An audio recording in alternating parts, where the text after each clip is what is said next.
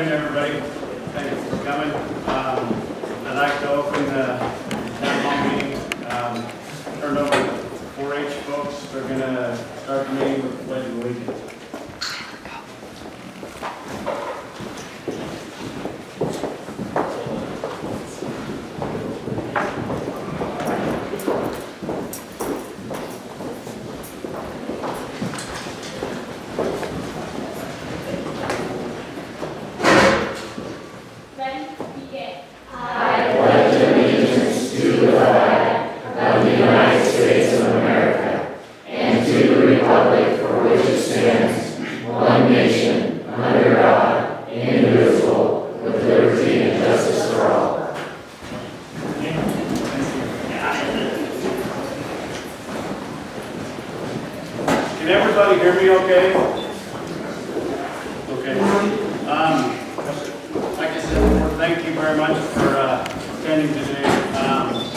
Senator Jeff Merkley is a native Oregonian and the son of a millwright.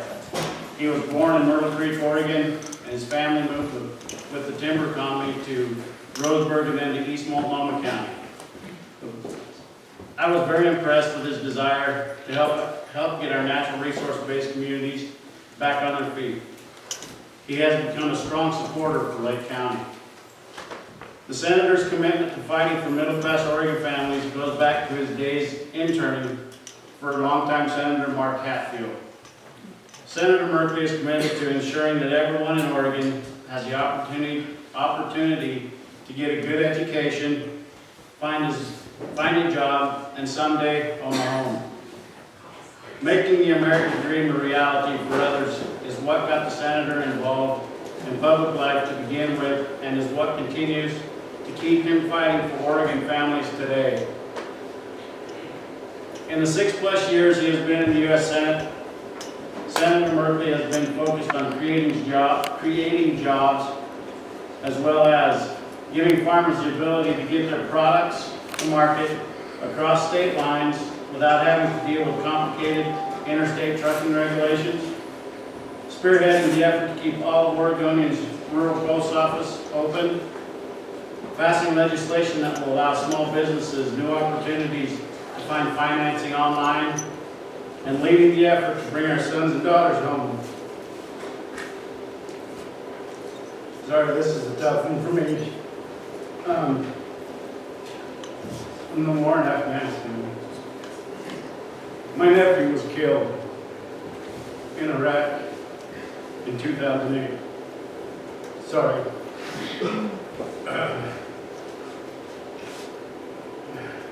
A little bit more on the Senator's background. He was elected to the Oregon House of Representatives in 1998. In 2007, he became Speaker of the Oregon House and held that post until his election to the U.S. Senate. In 2009, he was sworn into the same Senate seat once held by his mentor, Senator Mark Hatfield. Senator Merkley just recently won his second term to the U.S. Senate. The Senator holds a town hall in all 36 counties each year. This is the 7th town hall in Lake County and 2nd in the city of Paisley, and we're happy to have him. Please help me welcome U.S. Senator Jeff Merkley.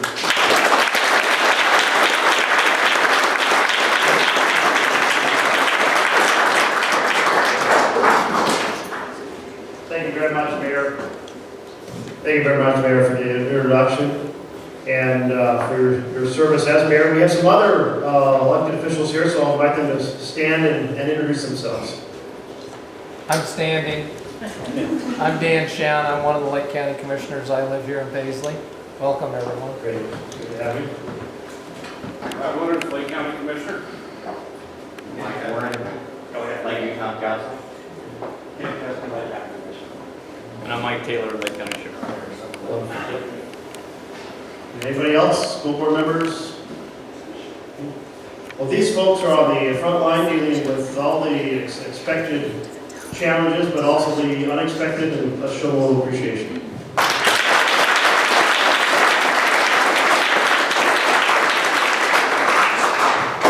I'd like to kick off each town hall by putting a spotlight on something that has contributed to a stronger community. And I believe Priscilla Norris is here. Priscilla, why don't you come on up? And do you have some folks with you? Or is it just you? Okay, okay, great. So you're the student council president, and you are also involved in the leadership club.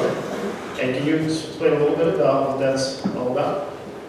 Sure. So at Paisley School, we have elections every year to elect a president, a vice president, secretary, treasurer, and other officers for the student council. And then all throughout the year, we meet to plan dances and to plan pep rallies and other things to help get students involved. And the emphasis, as I understand it, is developing leadership and both in your own lives, but also in the way you can contribute back to the community. Well, so that's very cool. And in recognition of that, I wanted to present this flag to you all that has been flown over the U.S. Capitol. And so here you go to the Paisley School District Leadership Club. And thank you. And are you a senior this year? Yes. And do you have plans for next year? Share what you might be thinking about? Yeah, I'm going to the University of Idaho. University of Idaho. Okay. Well, losing you to Idaho. That's good. But anyway, well done. Thank you.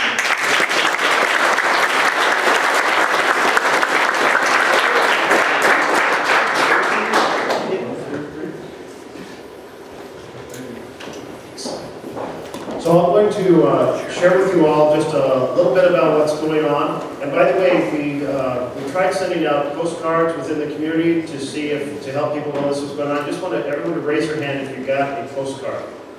Oh, quite a few. Great. Okay, that's excellent. Just trying to make sure as many folks know about these town halls so that there's more opportunity to participate. So I'll share a little bit about what is going on in DC, some of the issues just to warm up the thinking, and then I think we have a first student is going. We're going to have a first question from a student, and a last question from a student. And in between, we're going to have comments and insights from all of you. And are we doing that by the tickets? Yes. Commissioner Yes. Sean's going to do that. Yes, and you're Yeah. going to announce it. Okay, great. That'll be very helpful.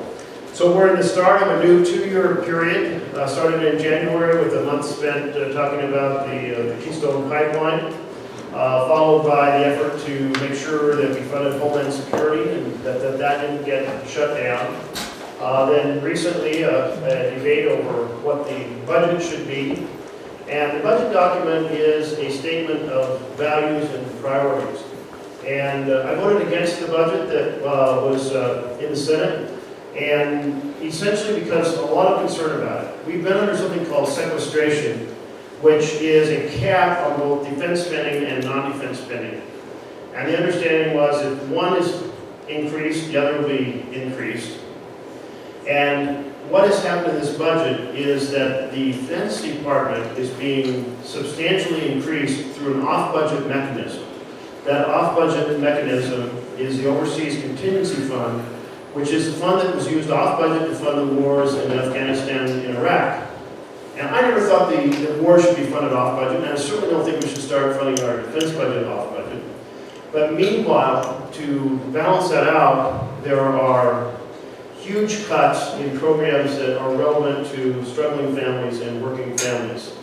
For example, a huge cut to programs like food stamps. We have 800,000 Oregonians who receive supplemental nutrition. For a third of those, they have no income. And for a good share, 80+%, you're talking families with a single-headed household who's either disabled or elderly or very, very low income. You have a huge cut to Head Start, which is a way to give a foundation for children to get a good start as they go into school. That would be about 330 fewer children in a Head Start program in Oregon next year, and many more over the 10-year period of the budget. You have a huge cut in Pell Grants. Pell Grants are the scholarships that go to help, and the maximum amount right now is about $5,700 a year. It can really help enable folks to go to community college or to pay for a substantial share of the cost of a public university. And those will be cut by 31% in this budget. And to me, this is very personal because as a son of a millwright, my dad was a mechanic. He helped keep sawmill running, and then he worked as a mechanic in other capacities. Blue-collar family. But he was able to say to me when I was a kid, if you go up to the doors of the schoolhouse and you work hard, you can do just about anything here in America. And that vision of opportunity for every child to have the full potential to thrive and pursue their dreams and contribute back to society is compromised if things like Pell Grants are substantially reduced. And finally, a major target was Medicare. This budget recreates the cliff in Medicare Part D, where if a senior spends $3,000 on drugs, it used to be you would fall into this hole called the donut hole, and bankruptcies resulted, and also folks just having to basically ration out their medicine or not take the medicine that they were supposed to take, or trade off medicine for food. Well, we filled in that donut hole, but now this budget recreates that cliff into that hole. Gets rid of the preventive measures like the wellness checks and the cancer screenings that are now paid without a prepayment, and then it cuts another about $430 billion of unspecified cuts to Medicare. So we're not sure just where it will land, but a lot of other features. So that is, I think, something we should all wrestle with in terms of education and seniors and hungry Oregonians. Now, on the international side, we have a lot of stuff going on. We have this potential agreement with Iran for Iran to stop building or working towards building a nuclear weapon. That basic agreement has to be filled out between now and June, so we'll see what happens with it. But of course, the goal is to basically avoid nuclear proliferation that would destabilize in another major way a very shaky part of the world, in this case the Middle East. Another piece is the potential trade agreements and the Pacific Trans-Pacific Partnership, or TPP. You may have heard about it. There's something called Fast Track, which would accelerate its passage. And I'd like to get your feedback on that if you have opinions about it. And so those are a couple pieces of the puzzle. And with that, I think we'll just go ahead and turn to our first question or comment. And that would be from Jack Hyde. Jack, are you here? Okay, right up front here. And you're a freshman in high school this year. Okay, great. And you're involved in track and cross country? Yes. And so you're in track season right now? Yes. Thank you, Senator Merkley, for coming to Paisley. Also, thank you for your support of secure rural schools. You're welcome. I was wondering what your opinion and other legislators' opinion was on timber reform in this area, and whether you think that will move in this Congress. Yes, so first, good news on secure rural schools. Thank you for mentioning that, Jack. Is that we had it all lined up to pass in December. The House blocked it, but then the House said, well, let's put it into the Medicare bill that is coming over to the Senate right now. And they put it in for 2 years. And Greg Walden spearheaded this effort, and we're very thankful that he did. And so this Medicare bill is a bill that makes sure doctors are paid a fair rate for services, so it's pretty much a must-pass piece of legislation. So I think we have pretty good prospects on secure rural schools, which of course is not just school funding, it's transportation funding and public safety funding. In terms of forest policy, one of the pieces is the support for the collaborative efforts. This is something that I helped pass back in March of 2009, just after I was elected. And then now as a member of the Appropriations Committee, I'm trying to sustain or increase the funding for these efforts because they've been very effective in forest health.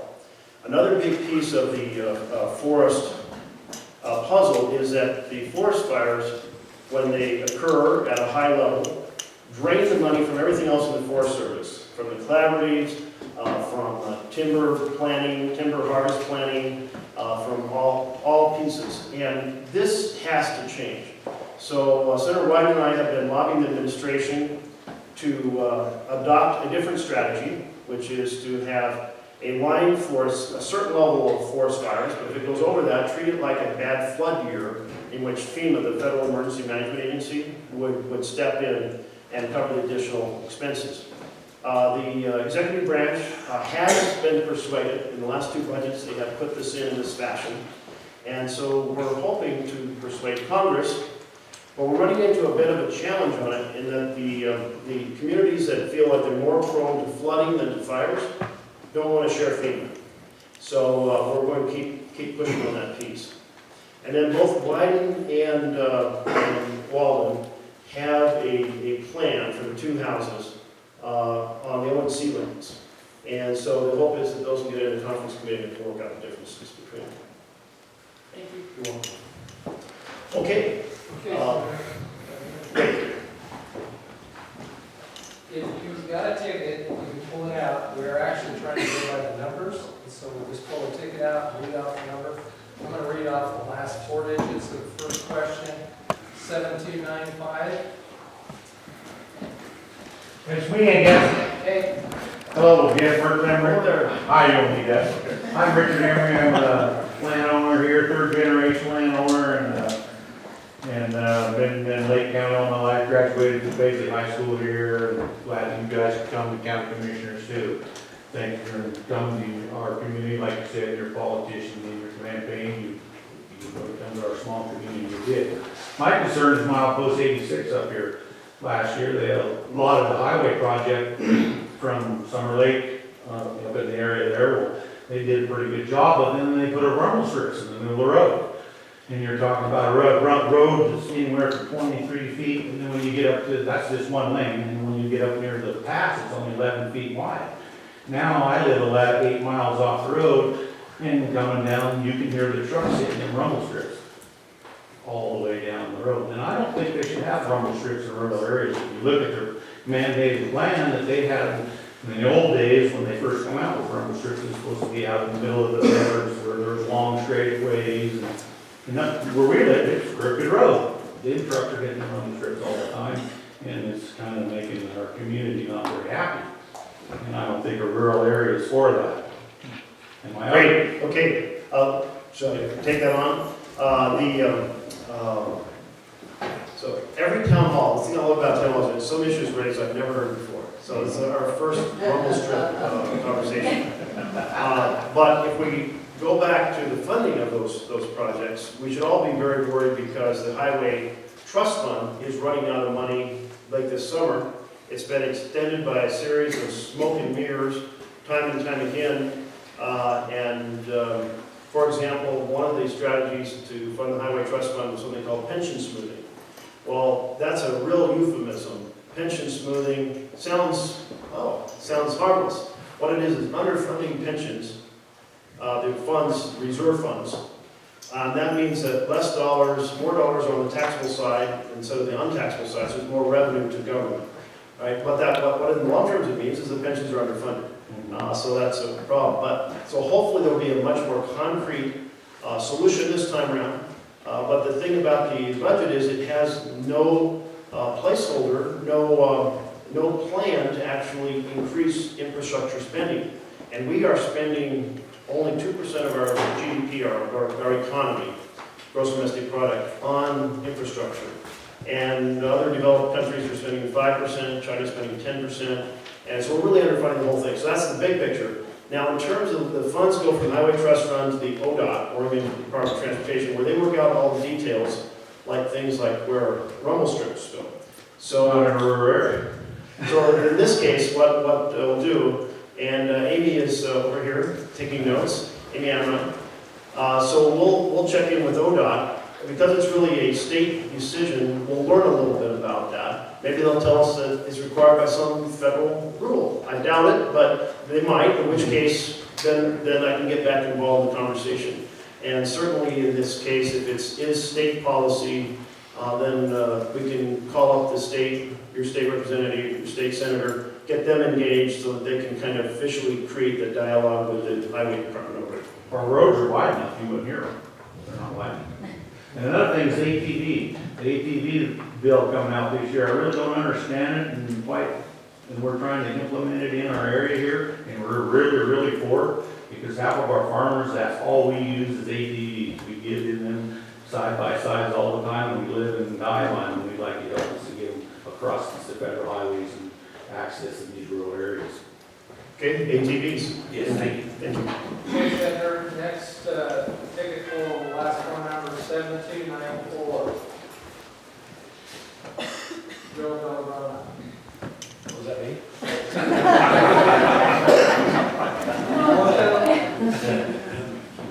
Yeah, actually, can I take it in just a second? You bet, we can come back to you. Just let come me back. know. Yeah, come back. Sure. And yeah, everyone can feel free to pass too, and feel free to read one on deck, and maybe someone will be ready to. Oh, okay. Next number 7293. This is, sign that. Yeah, right there. And I'm the onion in the between I'm happy with just about everything the Democrats have done. And Harry Rudolph being Jake. I can't stand that man. I dare him not to deal with this. I'd really like to see the pipeline come through. Most people don't realize this country is crisscrossed. Hundreds, thousands of miles of pipelines. There's no problem. And the working man needs jobs. Also, something that's happening in this society that is wrong, and that is saying everybody's got to go to college to be anything. We need more trade schools. Right now, there are businesses that are dying to get mechanics, certain mechanics, people who make tools. I mean, who's going to take the garbage out? Yes, I know your point's well taken. And this is, there are a growing percent of our jobs that do take higher education, but not all. And sometimes they take what the equivalent of a, if you will, a one-year certificate or 2-year certificate. And some of the training is provided by the companies themselves. But we have, for example, a big shortage of welders right now. And I did this Made in Oregon manufacturing tour, met with the CEOs or the plant managers and looked at what they were making and asked them, what is the biggest thing you need? And most of them said, we need more folks who have, in junior high or high school, learned to use tools. And one of the things we lost when the emphasis was, as it is, kind of still remains under No Child Left Behind, it left shop classes behind. It left behind the woodworking, the electrical classes, the metalworking, so forth. And so I've been sponsoring a bill that is designed specifically to help restore those shop classes, because if we have more folks who have more affinity for working with tools, that's needed by the manufacturing sector and other just basic activities in the economy. So your point's well taken. On the other hand, I want to emphasize the other side as well, which is a lot of pathways to good paying jobs in the future are going to involve college, and every child, there should be an affordable path for every child who wants to go that way to be able to go that way. So, thank you. Okay, next number, 7292.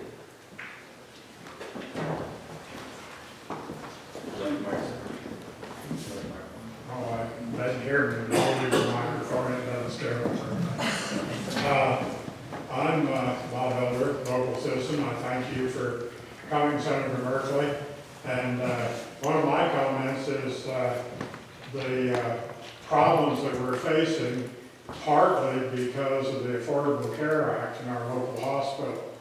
And it appears that right now, my wife and I will be one of the people that may possibly not have a doctor because of leaving. I'm not going to blame anybody, but it seems to be pretty rough going in the local community and adopting it. And I gave your aide a written comment on that.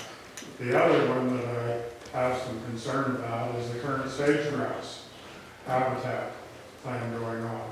And I hear an awful lot about having that habitat, but not much about the challenges that the sage grouse faces from predation.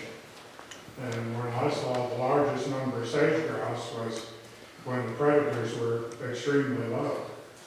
And I also gave your aide to comment on that one of the early travelers coming through this area commented as to in this particular area, the lack of sage grouse at that time. Again, thank you.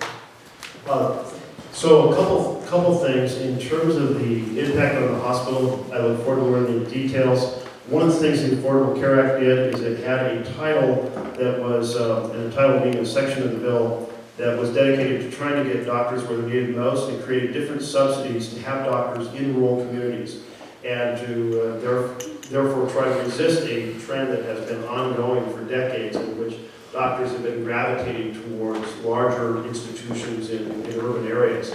So I'll learn more about the experience you've had and that will contribute to understanding maybe what else can be done in that regard. Behind that, we have a massive shortage of doctors in this country. So the Veterans Administration needs more doctors. Rural America needs more doctors. Urban areas need more primary care givers. Many doctors choose to go to a specialty that pays a lot more than primary care. But all of these problems have a common source, which is not enough doctors are being trained to replace the baby boom doctors who are retiring. And so this is a big challenge. We're going to have to not just succeed in enhancing doctor training, because as I've talked to the different ways that they actually get experience in the hospital, there's just not enough space to get all the doctors we need. We're also going to have physician's assistants take on more substantial roles, nurse practitioners, or et cetera, help fill in the gap on it. And on the sage grouse, your point about predators, yes, absolutely, that has been raised quite a bit. There's a voluntary arrangement right now with ranchers in which if they adopt a series of what folks have found to be cost-effective ways of enhancing sage grouse, then they are exempt from any further requirements should the sage grouse be listed. And so a whole bunch of Oregon ranchers have signed up for this. I sort of want to mention it because I think others might find it of interest.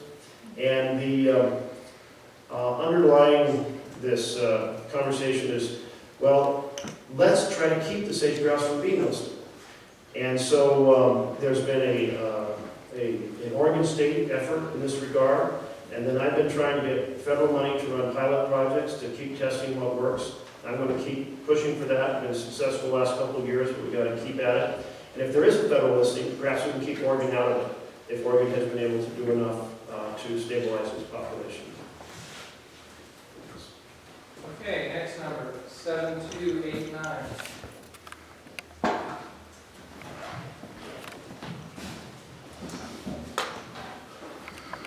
Hi, my name is Linda Rickner, and I'm the dorm mom. Here in Paisley, we bring in kids from all over the world to keep our enrollment up, make school more fun, and we have a few American kids that also live there. Paisley has great kids. These kids are really amazing. I think the worst thing that happened this year was a goat was put in the women's restroom. And our kids grow up fishing and swimming in the creek and riding their horses, working hard. These kids are hard workers. And I feel like this government is piling so much debt on these kids. How are they going to raise their families? And we had a problem at our school the other day that was brought to my attention. It was about a book, in the Battle of the Books. Are you familiar with that? Where students compete to read the most amount? Mm-hmm. Yes. Yeah, well, they read the books and then they're challenged on different questions about a book. And I read the first couple pages in this book and I couldn't read anymore. It was terrible. So I got online and looked at our recommended reading list for high school students. It is trash. You know, the language in those books is horrible. And we're handing this to our children. Kids out here are different than the city kids. Our kids are good, wholesome kids. And I want to keep them that way. And for a school organization like Common Core to hand our kids garbage, I mean, I would never even say these words. And it's teaching them to talk to each other this way, and in turn someday have a husband and talk to him that way. I talk to these kids all the time about that level of respect that you need to keep between each other, because that deteriorates any kind of relationship. And, you know, I do not like Common Core in any way, shape, or form. I can't even help my fourth grader with her math. And I can't understand where we're going with this. 2 + 2 is 4. And they're teaching a whole different way. We have 20 hours of testing going on right now. 20 hours. Our kids aren't even doing schoolwork. Okay, so a whole bunch of things there. And I think the Common Core issue comes up a lot. And this was a group of governors who got together and said, we're in a world knowledge economy. We want our kids to be able to have educational standards that they will strive towards, that will make them competitive in this international world, where most of the world is studying longer hours, more days than the United States is. How are we going to set an aggressive goal to be able to compete? And so that was the goal setting. And we've had goals, there's always been these academic goals, but these goals then are translated into curriculum and then testing. The testing is this high stakes testing that comes from No Child Left Behind. And that's put a whole new twist on this situation. It's been used to shame schools, and it basically was designed in such a way that sooner or later every school is going to fail to meet those standards. We've gotten a small amount of relief from waiver from No Child Left Behind, but we've got to replace No Child Left Behind. And just this last week, the lead Democrat and lead Republican on the Education Committee got together and agreed on a set of strategies to try to replace that law. Now, I was part of a similar effort back in 2010. We got it out of committee, but it didn't get through Congress. This time, I think it may have a better chance of getting through Congress. And so you have the standards, you have the curriculum, which is not necessarily caught up to or adjusted to it, or even been funded to be able to catch up to it. And then the high stakes testing on the back end, which kind of puts the salt in the wound. So I take your comments on the Battle of the Books piece. So that's new to me. I've heard of Battle of the Books as a reading competition. I don't know who sponsors it, a nonprofit, or it's not Common Core. Common Core is a set of governor-established standards, but it's some other piece of the. Do you know who our safety schools are in America? Say it again. Do you know who our safety schools are? Safety schools? Yes. No. It's a man named Kevin Jennings. I would really like you to look at his background. Great. And that's the group that sponsors this Battle of the Books. I'm not really sure. Maybe I will check into it. Victoria would know. And Oregon Library Association sponsors Battle Books, and they choose the books based on the awards and recommendations. But there's also a countrywide, I mean, it's all over America. Oh, why Because did I the give up books- about the Oregon one? Yeah, the books that were online recommended for our kids to read are garbage. very good. So we'll find out. Thank you for raising it. And again, I'm going to have Amy get your contact. Is it Linda? Yes. So that if you can talk to her, so we'll all learn something, and we'll share with you what we learned. And I think I have heard of the Oregon Library Association in that context before, but I have no idea how they go about getting together and choosing. We'll learn about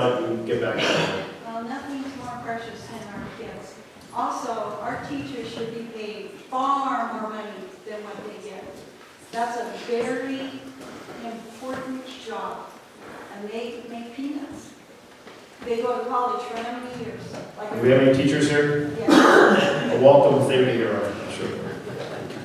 Well, and you take here's the thing, we are, as a nation, far wealthier than we were a generation ago, but our classrooms are fuller and either technical education or college is more expensive in comparison to basic wages. So somehow, in terms of our national priorities, we're losing our way. And I think, for example, take the situation in Afghanistan. There were Al-Qaeda training camps that we needed to eliminate. That was right here in America. Right here in America, we have terrorist camps training, and our government is doing nothing. okay. But just to complete that thought, on the foreign side of the equation, we ended up spending $120 billion a year in a failing strategy to rebuild in a Western vision a nation that has no interest in being rebuilt in a Western way. And if that $120 billion had gone $40 billion into the deficit and $40 billion into education, and $40 billion in infrastructure, we'd have more money for our highways and bridges, and we'd have more money to pay our teachers, and we'd have less deficit. So that's just a piece of it in terms of national choices. Next number, 7290.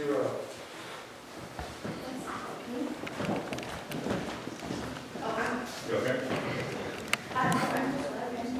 So, Thank you for being here. you're welcome. I just had a question about what you mentioned earlier, Bill, just pointing about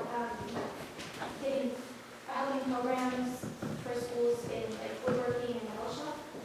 Can you tell me a little bit more about that? Sure. Did you all hear that? About the question, Phil's question is about a program, a bill that I'm supporting that would help provide grant funding to restore shop programs. Now, a lot of what happened under this high-stakes testing was that schools said we've got to put all of our resources into the things that are being tested. So wood shop's not being tested, metal shop, welding, you name it, and so we'll eliminate those courses. Now, here in the state, our labor commissioner has been a big champion of this, and the state has put some funds into this.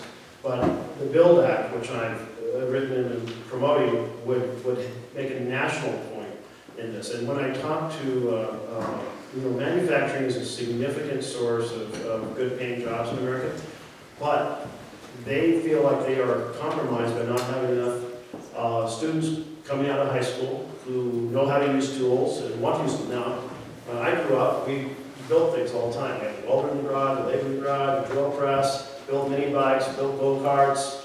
We use tools. We all use tools. We all work on cars. That's not the culture across America today. And so if the school doesn't have shop classes, then there aren't many folks who learn to use tools and say, hey, that's something I didn't enjoy doing as a career, and it's a much needed part of the economy. So the bill will serve to help increase spending on. Restoring shop programs.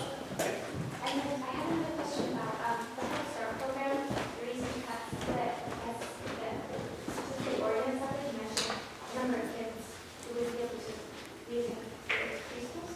In other states, I know Head Start programs are working to keep the number of children in school by either stopping bus routes or decreasing the number of people they have working in programs. Is Oregon planning on doing that? So, this is an interesting piece. So Head Start is a combination of federal funding and state funding, and then local school districts choose to put. We have 200 local school districts in Oregon, so some of them choose to put the funds into that, but mostly it's state and federal funding. And when I was Speaker of the House here in Oregon, our goal was to ensure that every child who wanted to attend Head Start, there was a position available. And we came very, very close to accomplishing that. That was in 2007, 2008. But in 2008, the recession hits. And the result is a collapse in state revenues, less funds, and more children in poverty with parents without jobs who need help going to Head Start. And so it hit from both directions. So we're trying to climb out of that hole. And so various state legislatures are struggling with how much money they can put in, and then some school district by school district are thinking about whether they can put in additional funds. But if you cut the federal funds, it makes it that much harder for the local districts or the state to fill the gap. Okay, next number, 7291. Hi, Colin Jones, RS. Thank you for coming to our school, Senator Merkley. I have a question based upon hunting big game predator like bear and cougar, especially around here with dogs. I know right behind my Aunt Priscilla's house, there was a 110-pound mountain lion killed last year, just right there by the bridge. There's another one that's inside it on Middle Street by the bridge. I was just wondering, what action are you going forth on trying to pursue that in Oregon? You know, just especially around here, because predators are, coming over about it. So this is a state issue, not a federal issue, but the state, we have an initiative system in our state where citizens put up ideas and they're voted on by all the citizens. And the change in the hunting of cats, big cats, cougars, was done by state initiative. And so that established a new law with all the citizens voting on it. Since then, there's been changes that have been done through the state legislature to kind of create more room to address this problem. And one of the changes, again, I'm no longer in that role, but I was there when this was worked on. One of them was you give the ability to kill a cougar that was behaving abnormally, and the ability to kill one you confronted that was behaving aggressively. Now, wildlife experts basically said the normal behavior is aggression, so you can pretty much, if you confront a cougar, and you're worried, you can shoot it. Because it's either aggressive or it's abnormal. And so that's kind of weird. But the thing that people have struggled with is whether to continue to restore the ability to hunt with dogs. That was a change that was done by initiative. So far, the legislature said, no, we're not going to restore hunting by dogs. There are, however, I think the state legislature did create special trained teams that use dogs to hunt down problem cats. I think they're thinking, and again, I shouldn't be speaking for the state legislature now, but I think their thinking was that these trained teams, you wouldn't have the problem that the citizens voted to eliminate, which was basically non-professional teams with dogs tearing cats to pieces, more or less. It's a good issue to talk with your state representative and your state senator about. And by the way, if you have a day off school and you want to take a road trip, call up your state representative or your state senator and arrange to meet with them to talk about issues that you're concerned about, or even better, volunteer to help them out for a day filing papers or serving as a page in the state capitol. It's a pretty good experience and introduction to a way to weigh in as soon-to-vote citizens. Thanks. Okay, next number, 7287.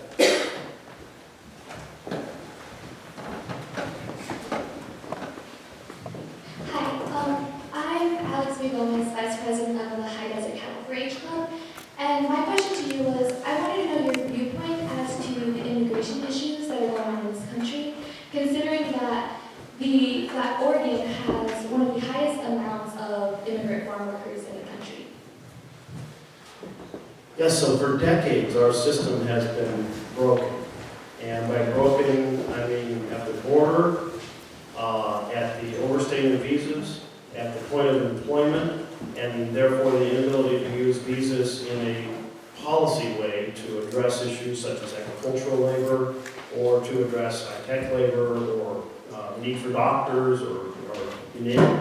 So a couple of years ago, 4 Democrats in the Senate and 4 Republicans got together and said, we think we can bridge the differences and address these key points. A lot more enforcement at the border, a much stronger system to address overstaying visas, the requirement that you use E-Verify at the point of employment, so that essentially employment, of course, is the attraction for folks to come here. And then the ability to use visas as a policy tool to say, well, we need more help in this agricultural realm or in this high-tech realm, but have the numbers controllable up and down. And so restored as a system of law. That passed the Senate in a bipartisan, so both parties backing it, overwhelmingly.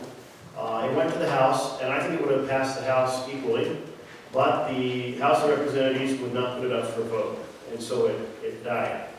I think we should recreate that effort.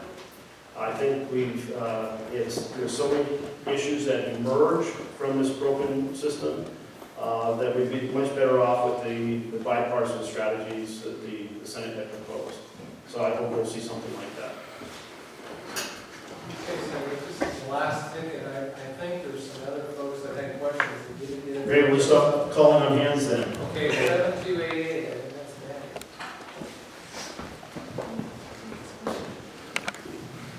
Hello, my name is Maddie Bitterman. I'm 16 years old, and I reside in Summer Lake, Oregon. And I'm the president of the High Desert Cattle 4-H Club. My question was very similar to the gentleman on the right about the sage grouse issue. I was just wondering what you thought would be the outcome of that.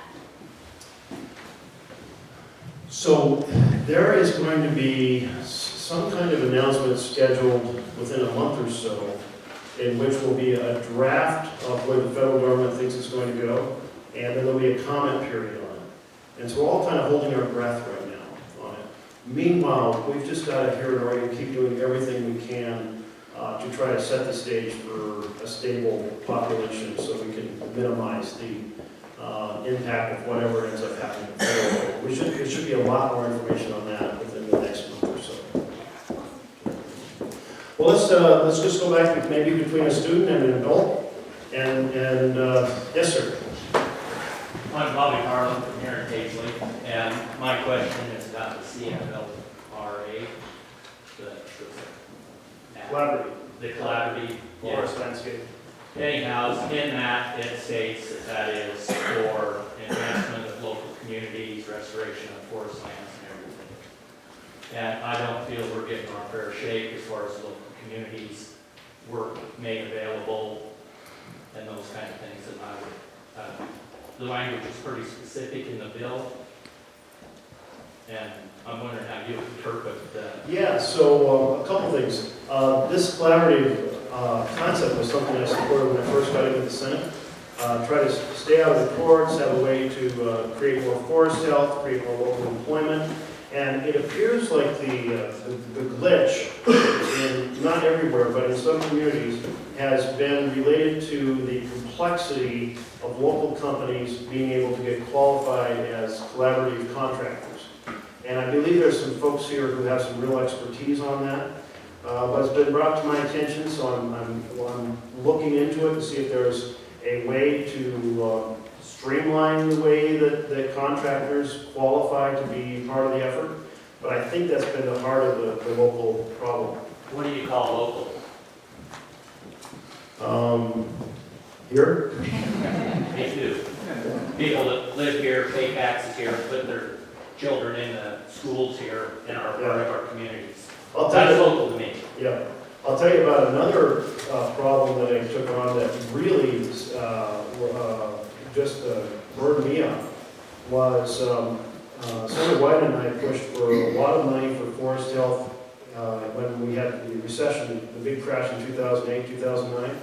And we got a huge sum. And I kept arguing, look, we've got a huge amount of forest that needs to be thinned. And we can put a ton of people to work in this effort. Well, okay, fast forward, we got the funding, the Forest Service got the funding, and then they started hiring H-2B workers from Mexico. And I couldn't believe it, because H-2B says that there has to be no one available locally who wants a job. Now, I come from Merle Creek and Roseburg, and folks in Douglas County were born with a chainsaw in their hand. I knew that there were thousands of Oregonians. In fact, there was a list of 5,000 Oregonians with the state employment agency who wanted timber jobs. And so I called up the Forest Service. I met with the Forest Service. I said, what's going on here? And they said, well, under the previous administration, under President Bush administration, they wanted to simplify the regulations. So they said the contractors can self-attest that there's no one in the state who wants these jobs. And that's outrageous. So they were just, contractors were just saying, well, I can do the low-cost bid by using foreign workers and just say that there's nobody in the state who wants the job. So I put forward an amendment to change that. The amendment was adopted by the Senate. The bill overall, unfortunately, never made it out of Congress, but the Forest Service changed their practice. Anyway, just a little bit of a really egregious problem with not getting local jobs when the law was clearly designed to create that. From my side of the world, it don't look like the Forest Service has changed their practices. On the H-2B, Yeah. let me follow up because I haven't seen anything to the contrary, but if there's, I'm happy to pursue this, keep pursuing this issue. Yeah, yeah. So Amy will also like to get your contact information. Senator, I understand we have time for 2 more questions. Okay, 2 more. How about, do we have a student who wants to ask a question? Okay, you've asked one, so let's see if anybody else wants to ask one. Sorry about that.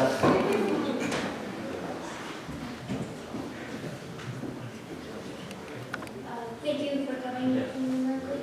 I also go to UV high school, and I was wondering if you could tell us a little bit. I know that on the website it says you're working towards improving the economy for the middle class and such. And just a general feeling around here is that there's a lot of scarcity, and people are really upset and afraid of not being able to make it. But I was wondering if there's certain things that we can just do ourselves to try to move toward making things happen for us, and so there doesn't have to be so much fear and scarcity and anger. Yeah. Well, it's a great question, and mostly my immersion is in the way federal policy reverberates, but I'll give you a couple examples. And one we were talking about earlier was manufacturing, trying to increase manufacturing here to create middle-class jobs. And one context of that is training that is appropriate to prepare for that, enhance that. But another is trade treaties. We had a trade treaty called North American Free Trade Agreement. And when you strike down barriers between a high-pay, high-environmental, high-enforcement country like ours and a very low-wage, low labor standard, low environmental standard, low enforcement country like Mexico, it's much cheaper to make things in that low-wage, low enforcement country. Well, we lost 5 million manufacturing jobs as a result, and 50,000 factories. So I am very, very cautious about trade deals that might further erode middle-class jobs. And we've got a trade deal that's coming up now, and it's secret. And I find it unacceptable that the draft is secret and the citizens can't see what it is and give feedback. And there's a bill coming up called Fast Track that would say, well, even though that this treaty will create an international organization that can fine the United States of America, so we'll still not treat it as a treaty, we'll treat it as an agreement and only do a simple majority vote in the Senate.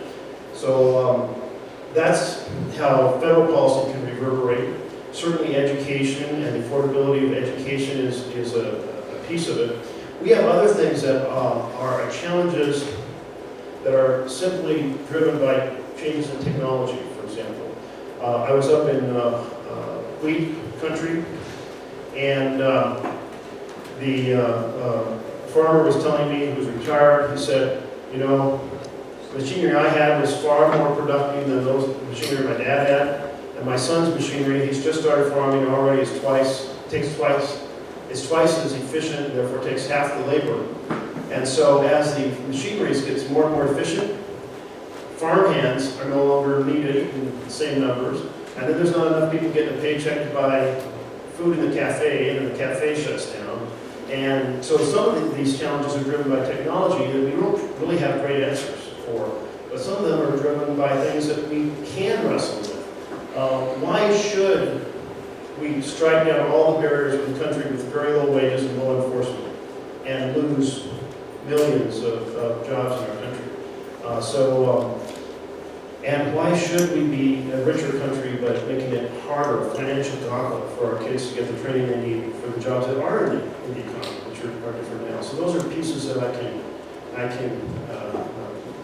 be involved in. And another example is the infrastructure question. If we were spending 5% of our economy on infrastructure with a 2%, we'd create a tremendous number of construction jobs. Or, for example, we have all these buildings that could use energy-saving retrofits. And that puts a tremendous number of people who work in the construction world, and it's all the materials, well, 95% of the materials are made in the United States, and the labor's all local, it can't be outsourced overseas. So I had a bill for low-cost loans for energy-saving retrofits to be done through our rural electrical co-ops. And Bill Clinton came in to talk to the Senate Democrats, and he said, the single best thing we can do is to do low-cost loans for energy-saving retrofits. And he went on for 20 minutes about materials made in the United States, and you can't outsource the labor, and a good paying job. And the whole time he's talking, I want him to say, and the bill to get that done is from that new senator from Oregon. It didn't work. He didn't actually comment on the legislation I filed. But I got that legislation passed, but now it has to be funded. And so that's something that could create jobs in rural areas throughout America. Thanks. Senator, Joe Villagrana deferred earlier, if you'd like to ask this question. Okay, you bet. Yeah, thank you for coming. And I manage the J. Spear Ranch here in Paisley. I'm president of Beckley Ditch Corp here in town, and then I'm president of the Lake County Stock Growers Association. We're facing many different issues. Bobby here, you know, with the trees, the dead kill, beetle kill up on top. First of all, I'll list all the things and then I'll ask you a question. This is what we're facing with as a ranch. The beetle kill up on top. Maureen Duffy, is she here? Maureen? Yeah, working closely with her. But it's taken 9 years, 8-9 years to get to this point. Finally, we got to go up there with our equipment, with our money, and clean this thing up. Here we have people ready to go to work and take care of this stuff. You know, this is a federal, it's a mess, okay, which I'm sure you already knew. Second Is this thing, private land up on the ridge, or you're trying to? well, this is federal ground and private ground. We have logged all our private ground, and you can take a picture right on down the fence line. Our private ground, clean trees, our trees are dead now too, but the trees that are falling are coming from the federal side on down. Now it's going to cost us hundreds of thousands of dollars to go in there, take care of the trees, the issues, at our expense, just so that we can graze our cattle. And we need that grazing permit, you know, in order for us to make it. You know how it works. Second thing is sage grouse, just like everybody else mentioned. You know, that affects us as well too. Third thing is we've got some issues with Lake Avery. Are you aware of any of those issues that have come up with Lake Avery drying up? Well, it sure looks like not much water in it. Yeah, it looks like not much water. But anyhow, there's some environmental organizations that are they're coming after us just like the Spring River, you know, in a different way. So you're not aware of these issues at all, is that correct? Well, if you're talking sage grouse, pine. No, I'm talking about just Lake Avery. I'm sure. No, other than the precipitation challenges. Okay. Well, the question is that the environmental organizations that are attacking the ranchers, the people that are trying to make a living, what on the federal side, how can we stop them? We've got to stop them somehow, you know, because they're, you know, all these kids have got to go to work, you know, and before too long, in this valley alone, there's probably, I'm going to take a guess, 17,000, 18,000 head of cattle, maybe more, you know. These ranches, if they can't irrigate, there's no jobs. What are you guys going to do? We've got to stop these environmental organizations from, you know, causing a bunch of crap. Is what it is, you know. They're just trying to make jobs for themselves. It's what it is. So let me come up to speed on the lake problem, because when I understand the specifics, we actually have a conversation about what's being challenged and why, and what tools there might be, and so forth. But otherwise, I'm just standing on a soapbox. Well, no, that's fine, that's fine. I can get you some information, and, you know, with your people and stuff, but, anyhow, that's what we're facing here. And I mean, it's a real deal, you know, Mark with the ZX ranch manager right there, you know, they're affected along with our neighbors, you know. And one of the things I'll point out is that one of the challenges we have is we have some long-range trends that are symptomatic of a problem that's affecting the entire planet, and that is carbon pollution. You know, there are some concerns that maybe you don't agree, but here's the thing: we have had a massive increase in carbon dioxide from burning fossil fuels, and we are seeing the effects on our forests. We're seeing it on our fishing, and we're seeing it on its farming. Here in Oregon State, we have had an increase in our fire season of 60 days over just a few decades. We have had a steady decrease in our snowpack, not just 1 year aberration, but a steady decrease in our snowpack in the Cascades, which means less water for irrigation, less water coming down in August and July. We have on the coast a big problem with our oyster reproduction because the oceans absorb carbon dioxide out of the air, and as the concentration has changed, you get more of that carbon becoming carbonic acid in the ocean, and some of the oysters are having trouble forming their shells. And back home here, Klamath Basin, you know, close by, massive challenge with enough water, and sometimes there's outrageous demands, X, Y, and Z, but sometimes too, the stakeholders can sit down together and find a way to bridge the differences. And as I learn more details, my team has tried to help with that. We just managed to solve a 4-decade battle over water up in Crooked River. And you know, if it was easy, it would have been done 40 years ago, but it wasn't. And we're working to facilitate the efforts of the stakeholders to solve some of the water problems in the Klamath Basin. And I'll keep extending my office to help facilitate trying to figure out some win-win solutions on some of these things. All right, thank you. Senator, we're out of time. Okay, we're out of town. We have, speaking of Klamath Basin, we have one more down hall to go over, head down in Klamath County. But I just want to close by thanking you all for being out here. I'm so glad so many students were able to join us. That's excellent. I'll give you a few things. I hope you weren't assigned any. You didn't have to write any papers or anything. No. Good. But it becomes very apparent that there's a huge number of challenges that we're working with. It isn't that, I mean, that's always the way it is. Society changes, weather changes, and just technology changes, and we keep working to find solutions. My real concern about democracy is that very few senators hold town halls.